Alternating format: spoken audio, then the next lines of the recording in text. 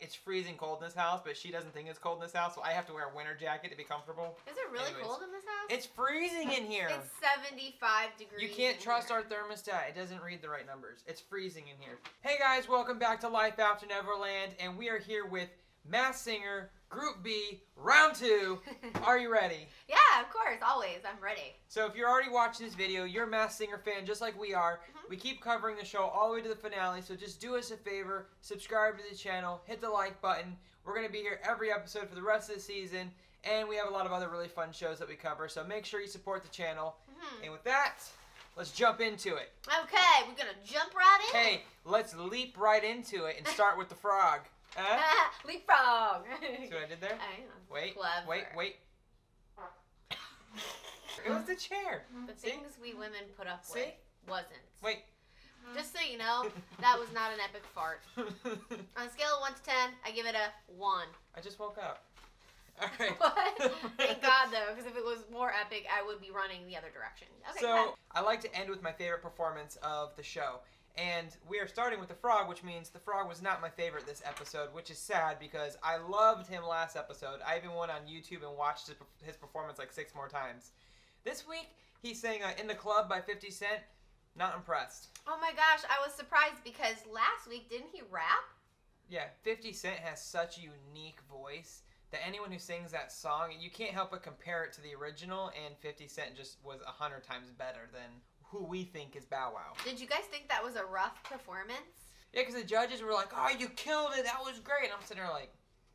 I was like, what were you guys listening to? Yeah. And I like rap. But he's a great performer, too. He was a good performer. So let's jump into the clues. This week's the clue package was on the typewriter you saw CSI. You saw basketball. You saw some toy army men. He said not every frog wants to be a prince. And then he also made the comment, it's a frog eat frog world. So dissecting some of those clues. So the basketball, I'm thinking Bow Wow because I'm pretty sure it's Bow Wow from clue package number 1. So I researched Bow Wow a little bit more. He was in the movie Like Mike, which is a basketball movie. Oh, so, ding. Ding-a-ling. Then I was like, CSI, that one's going to be tough. No, it's not. He was in CSI Cyber Squad, or the cyber version of CSI. There's a cyber version of that? Yeah. And then when he said it's a frog eat frog world, the saying goes dog eat dog world, Bow Wow. So the judges still are not guessing Bow Wow. The judges are saying it's Alfonso Ribeiro, whatever the... I would love for it to be Alfonso. Carlton. He's so cool. Shiva, ladies and gentlemen. And Kevin Hart. It is definitely not Kevin Hart. Kevin Hart has one of the most distinctive voices. Simba, ladies and gentlemen. Alright, so moving on. Bow Wow, frog. Now let's go to the banana. Banana. I don't know what the phones... I mean, turn the phones off. That's what we need to do. Turn them off. So, B-A-N-A-N-A-S. So the banana had a convoluted clue package. Our guess is definitely Ed Helms from The Office. I like him a lot. This is the one where I'm not saying it is definitely Ed, but we feel pretty good about it. The clue package... The beginning was shot just like the TV show The Office, sitting in an office chair with the blinds, windows. The blinds in the windows. That was the biggest thing. And there's a sign here that says business management. Very office-y. The clock said 2:13. I Googled and searched and dug. I don't know what 2:13 is. February 13th. When is Ed Helms' birthday? Ed Helms was born on January 24th, 1974. He's the same age as me. Wow. I really don't realize how old I am sometimes. 2:13, not sure what that stands for. So there's a few clues in here that don't have anything to do with Ed Helms, such as Get Her Done has been said. Cowboy boots have been shown twice. He wants to rebrand himself, and he wants to star in his own show one day, which is all part of the clue package. He sang Achy Breaky Heart. He sang it very well. I think they're trying to throw the country vibes at us to throw us off the scent, but I still think it's Ed Helms. The judges guessed Bill Engvall from the Blue Collar Comedy Tour. They also guessed Ed Helms. Oh, he had a blue collar in the last... Yeah. And Darius Rucker and Billy Bob Thornton were all the guesses. Billy Bob Thornton? I don't see that at all. I'm not like, this is definitely Ed Helms, but his body movements, they're very Andy-like. Like, if you're an Office fan and have watched every episode, and you watch the banana, he moves the same, his body language is the same. Like, it's Ed Helms, especially the blinds. When you see the blinds there and everybody is like doing things in front of the blinds, it has to be him. I'm trying to think of a really punny way of segueing, but I can't think of one. What? Can't think of a good one for Taco. So Taco is our third. Burrito. Taco, What's coming out of your Speedo? Let's do it. Ready? Ready to kick it? Let's do it. Taco. Burrito. What's coming out of your Speedo? That took much longer than it should have. And you can believe Sean has never seen a Spartan cheerleader anything. Now I have. All right, Taco. So he said at the very beginning, he says, news update. I've been cooking up something. So I take it as news update. Someone who's been in the news, has been a news reporter or something news related, and then cooking. I thought maybe they are a cooking conversor, what, I don't know. Connoisseur. They showed a bar fight, and it said, I used to be a hothead until I met Mrs. Taco, and she calmed me down and put me on the right track. They showed like a galaxy and stars with constellations. And it's important, I think, to notice that the very front constellation was the Gemini. He said he's become a softer Taco, and at the very end they showed, they pulled up a thing and it was a hairpiece, a toupee. And they made a big deal about the toupee. Yes. So we have two conflicting guesses on the Taco. All the clues, for the most part, match Tim Allen, but everything vocally matched Tom Bergeron. The guy from... Did I say his name right? I always say the names wrong. I'm sorry. Anyways, well, I do too. the Dancing with the Stars Yeah. host. So here's the clues that match Tim Allen. He made a comment that said Last Mask Standing, and Tom is the host of Last Man Standing. Everyone knows Tim Allen spent time in jail on a drug felony charge. Oh, that's right. Yep. And then when he came out, he got married to Jane. I'm not even going to try to say that name.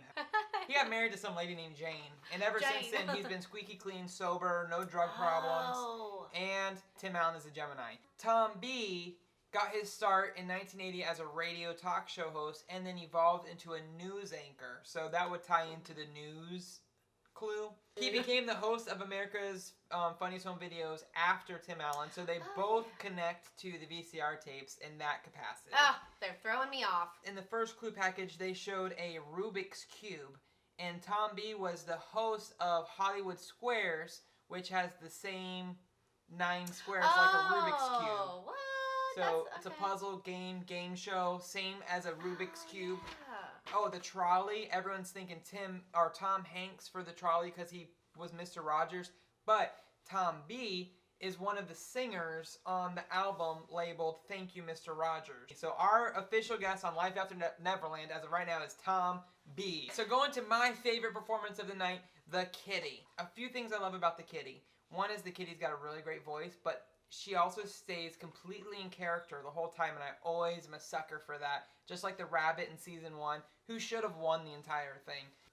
Kitty's clue package talks about sewing is her favorite hobby, and they mention Modern and Family in a sentence, so they're thinking that this person's on Modern Family. She had a red hood on, and I can feel myself growing into something brand new. She emphasized the word needle. I need a little time. And she said the word magic when I'm creating something that feels like magic. And then she said watching thread transform into clothing is something that might feel all too what word did she use? Familiar to her. I'm still doubling down on Emma Watson. So a couple of the judges' guesses were Millie Brown and Amanda Seyfried. Corinne here made an interesting guess that no one has mentioned yet. I did some digging to try to connect the clues to this individual. I was only able to connect really one clue to her. Her guess was Macy Williams, maybe Arya Stark from Game of Thrones. She really hit the word needle. She hit needle hard, and her sword's name was Needle. And she mentioned that transformations make her feel familiar. Well, Arya Stark wore masks in the Game of Thrones to become other people. And she made a mention that makes her feel all too comfortable. Ugh, wouldn't that be so cool? So that's a strong connection and a strong clue. So I think we throw Macy Williams into our guest package. I'm still leaning Emma Watson. Which way are you leaning? I do think it's possibly Emma Watson, but wouldn't it be the coolest thing ever? Because Arya Stark did wear the mask. That would just be really cool. So I want them to have a performer that when they reveal their mask, you go, oh my gosh, like that's Arya Stark, or that's Macy Williams, oh my gosh, or that's Emma Watson. Like some of these people, I'm like, okay. The one thing with Macy Williams is that she's 5'1", and Emma Watson is 5'4", and I think the kitty looks more 5'4"-ish than 5'1"-ish, so that would be one of the disqualifiers. But it's hard to tell because, where is her head inside that kitty? Is her head up with the eyes or is it down with the mouth? You really can't tell, so.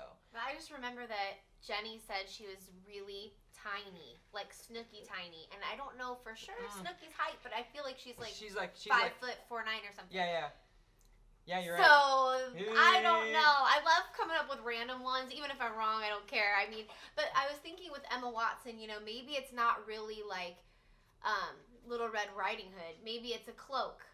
Oh, right. Yeah, I didn't reference back to that. So, the cloak, magic, Harry Potter, that all might tie together for Emma Watson. And maybe the needle isn't when she said needle, but the way she said it, I was like, it was like a hint, but maybe it's a wand, and she just said needle. It's enough to convince me to consider Macy Williams. That was a really good guess. Oh, I would love it if I was right. Do we need to talk about the mouse? It was indeed Dionne Warwick. Yep, Dionne Warwick, and I mean, even when she came out and sang her song, it was even more obvious. It's like, no way. And even the judges are like, Dionne Warwick. I mean, it could have been Paris Hilton. Oh, seriously. Anyways, you guys, who is your favorite performer of the night? Sean said he liked the kitty. I also liked the kitty, and I feel like the frog went down a notch. I liked the banana more than the frog this week. How about let's rate them, top to bottom. Top performer of the night to the least favorite, and we won't count Dionne because obviously she went home. Mine was kitty, banana, taco, frog. I'm gonna go like this. I'm gonna go kitty, banana, frog, taco. Because I did think that the frog put on a great performance. And you know how I'd say about performance. Yeah, Miss White Tiger. Yeah. I sing better than White Tiger, and that is sad. But the frog and the tiger were equivalent to each other this round. They were both not the greatest singers, but really great entertainers. No. Yeah? I think Taco was a good singer. Well, that's your opinion. And I'm sticking to it. Okay, out of everyone thus far, who's your number one favorite? Group A, Group B, who's on top? Boop, who? I would say at this point, after this episode, Turtle is my number one again. Same! Because Turtle, for 3 weeks, was solid. So it's kind of like this with the turtle. The turtle and the frog are racing each other. Last week, the frog came out of the gate, and the turtle fell behind. Now the frog fell behind, and the turtle is back in the running. Yeah, well, that performance was just so entertaining. Yeah, if you guys have been watching The Masked Singer since the first season, if you can comment down below who is your favorite, obviously from the season that we're currently in, but how about your overall favorite from all seasons? Yep. Even count this one. I think that's that's interesting. And we haven't seen Group 3 yet, so there might even be another diamond in the rough.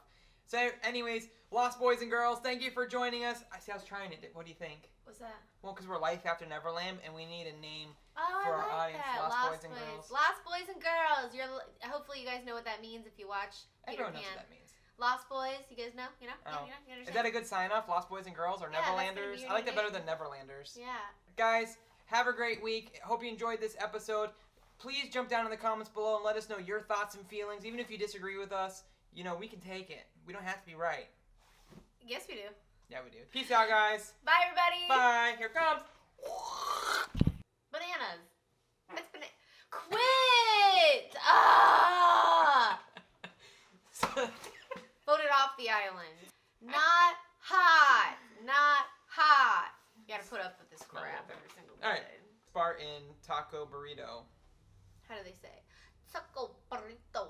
What's coming out of your speedo? Ready to kick it? I forgot what I was supposed to say. Ready to kick it? Let's go. Taco Burrito. Sorry.